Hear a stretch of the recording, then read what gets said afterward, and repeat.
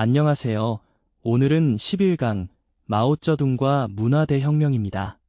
붉게 새겨진 이 문구, 천병 노기 충소한 천병의 노기가 하늘을 찌를 듯하다는 뜻입니다. 여기서 천병은 오늘 배울 문화대혁명의 실질적 주역이라 할 수 있는 홍위병을 가리킵니다. 오늘은 문화대혁명의 배경과 전개를 살펴보는데 그 배경 가운데 하나가 대약진 운동이고 또 하나가 반우파 운동입니다.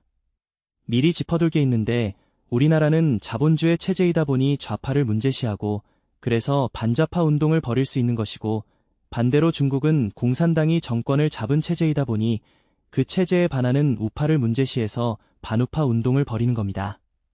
그리고 마오쩌둥의 정치적 의도까지 함께 살펴보겠습니다.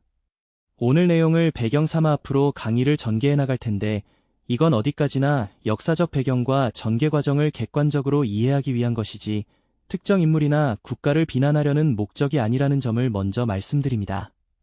자칫 오해를 살 수 있는 내용이 섞여 있기 때문입니다. 중국은 국민당과 공산당이 내전을 벌이는 한편 일본과도 8년간 전쟁을 치렀습니다.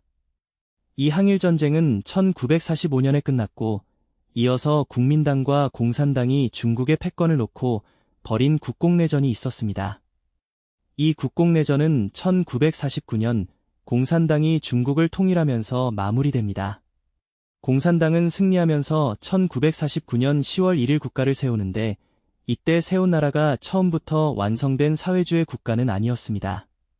1949년의 혁명은 신민주주의 혁명으로 사회주의로 가는 과도기적 혁명이었습니다.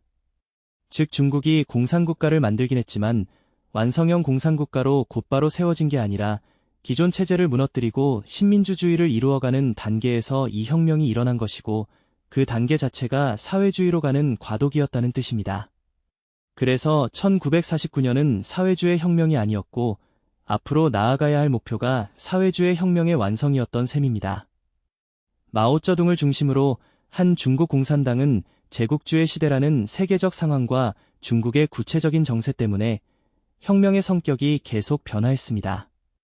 그렇다면 신민주주의 혁명을 이룬 다음 과제는 무엇이었을까요?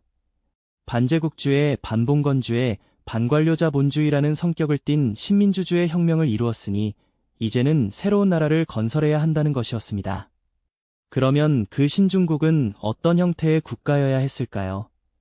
공산주의 정권을 세우더라도 마오쩌둥 한 사람이 독단적으로 이렇게 가겠다고 한 게 아니라 중국 공산당과 여러 민주당파가 모여 연합정부를 구성하는 형태로 규정되었습니다. 이 연합에 참여한 기구가 바로 중국인민정치협상회에 줄여서 정협입니다. 정협은 원래 1946년 1월 국민당 주도로 처음 만들어졌습니다. 국민당이 공산당과 함께 통일정부를 수립하기 위해 만든 것이었는데 국민당이 합의를 깨고 공산당을 탄압하면서 전쟁을 일으켰고 그것이 국공내전으로 이어졌습니다. 그런데 공산당 쪽에서는 정협이라는 틀 자체는 계속 유지했고 여기에 국민당을 제외한 여러 민주당파가 참여했습니다. 이 민주당파들은 대부분 실질적으로 공산당의 지도 아래 있는 단체들로 겉으로는 독립적인 정당처럼 보이지만 안으로는 공산당과 궤를 같이 하는 경우가 많았습니다.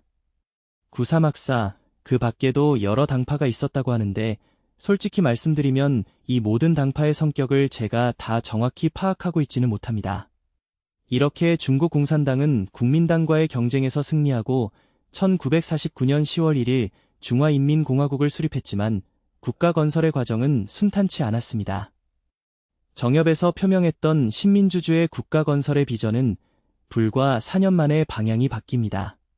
1953년 중국 지도부가 사회주의 사회로 가는 길을 천명하면서 민주당파와 약속했던 신민주주의 국가 건설의 비전은 사실상 폐기된 것입니다.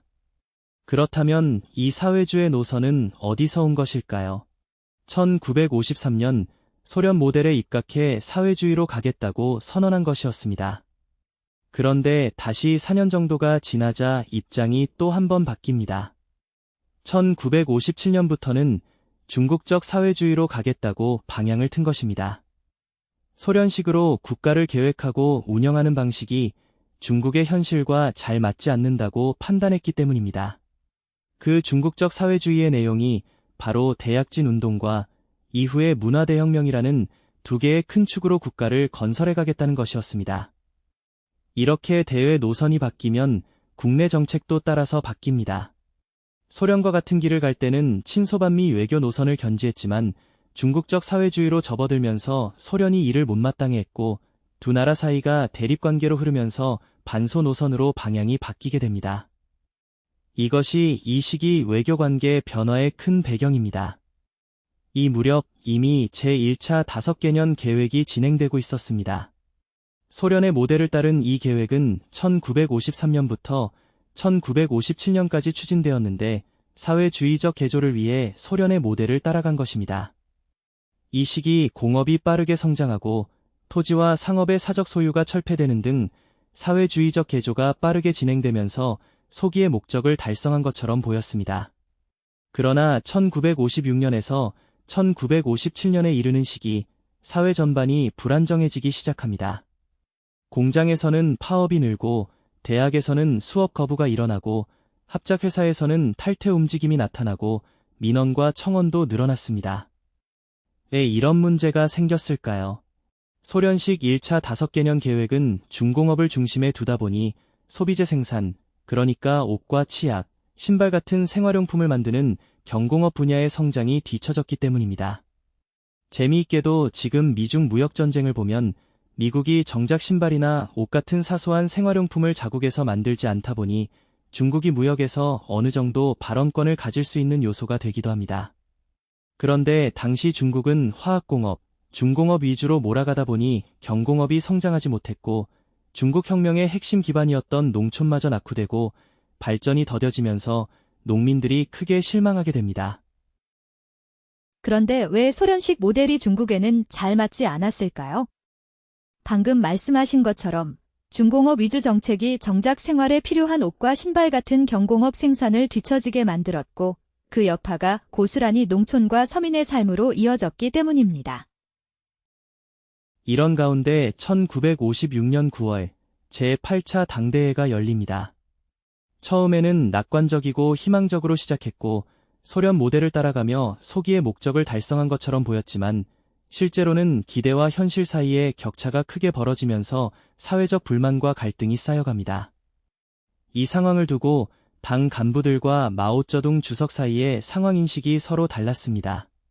지난 7차 당대회가 1945년 일본이 패망하기 직전에 열렸으니 11년 만에 열린 8차 당대회였던 셈인데 여기서 큰 이견이 드러납니다. 신민주주의 국가에서 사회주의 국가로 가는 과도기가 상당히 길 것이라는 게 당초 생각이었는데 마오쩌둥은 이 과도기를 빨리 끝내자는 입장이었고 당 간부들은 그렇게 서두르면 너무 위험하다는 입장이었습니다. 이렇게 당내의 노선을 둘러싼 갈등이 싹트기 시작합니다. 오늘 살펴본 이 역사적 사건에 대해 여러분은 어떻게 생각하시나요? 댓글로 여러분의 생각을 들려주세요.